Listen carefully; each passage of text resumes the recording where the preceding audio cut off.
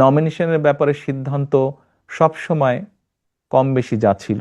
বা ভবিষ্যতে আমরা যেটিকে মূল্যায়ন করব সেটি হচ্ছে অবশ্যই কোন একটি পার্টিকুলার এলাকা থেকে আমরা আমাদের দলের এমন একজন ব্যক্তিকেই নমিনেশন দিতে চাইব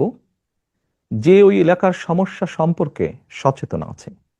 যার সাথে ওই এলাকার মানুষের সম্পৃক্ততা আছে, উঠা বসা আছে, যে ওই এলাকার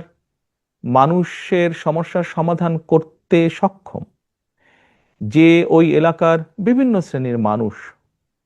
তরুণ, নারী, মুরব্বী সহ ছাত্র ছাত্রী,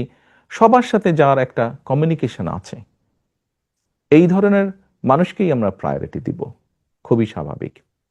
অর্থাৎ যার প্রতি জনসমর্থন আছে, যে জনসমর্থনকে তার সাথে রাখতে পারে, জনগণের যার প্রতি সমর্থন আছে, সেরকম মানুষকে দেখেই আমরা নমিনেশন দেব।